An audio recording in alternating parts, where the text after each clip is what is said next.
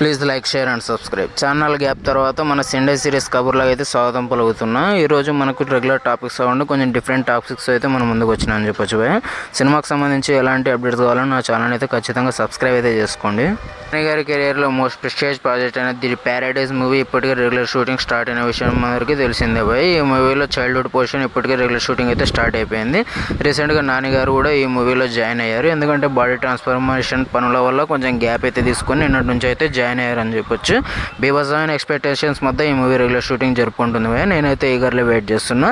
Release day clash కూడా అదే విధంగా గారి పెడ్డి మూవీతో అఫీషియల్గా క్లాష్ ఉన్న విషయం మనందరికీ తెలిసిందే. సో శ్రీకాంత్ ఓడెలా గారు ఎలాంటి కేర్ తీసుకొని ఎలాంటి బీభత్సమైన క్యారెక్టరైజేషన్తో మన ముందుకు వస్తున్నారు. నేనైతే ఈగర్లీ వెయిట్ చేస్తున్నా. ఈ మూవీ కోసం ఎంతమంది వెయిట్ చేస్తున్నారో కింద అయితే కామెంట్ చేయండి. హరిహర వీరమల్లు మూవీకి సంబంధించి ట్రైలర్ అయితే లాగ్ అయిపోయింది. జూలై 3 11 PM అయితే మన ముందుకు రాబోతుంది. పవన్ కళ్యాణ్ కెరియర్లో ఇది ఎప్పటి నుంచో మిగిలి ఉన్న మచ్చ అని చెప్పొచ్చు. ఇప్పటికే చాలా సార్లు అయితే పోస్ట్పోన్ అవుతూ ఇప్పటికైతే మన ముందుకైతే రాబోతుంది. చూడాలి ట్రైలర్ ఏ విధంగా ఉంటుందో, మన ఆడియన్స్కి ఏ విధంగా మెప్పిస్తుందో. హైప్ పెంచడంలో ఈ ట్రైలర్ మేజర్ పాయింట్ అని చెప్పొచ్చు. చూడాలి ట్రైలర్ ఎలాంటి ఇంపాక్ట్ క్రియేట్ చేస్తుందో. నేనైతే ఈగర్లీ వెయిట్ చేస్తున్నా. ఫైనలీ ఎప్పటి నుంచో ఎదురు చేస్తున్న ఈ నగరానికి ఏమైంది ఫ్యాన్స్కి ఊరట లభించిందని చెప్పవచ్చు. రీసెంట్గా ఈ మూవీకి స్క్రిప్ట్ వర్క్ అయితే కంప్లీట్ చేసుకున్నారు తరుణ్ భాస్కర్ గారు. ఇప్పుడు అఫీషియల్ కన్ఫర్మేషన్ అయితే ఇచ్చేశారు. ఇప్పటికే ప్రీ ప్రొడక్షన్ వర్క్లో అయితే బిజీగా ఉంది ఈ మూవీ.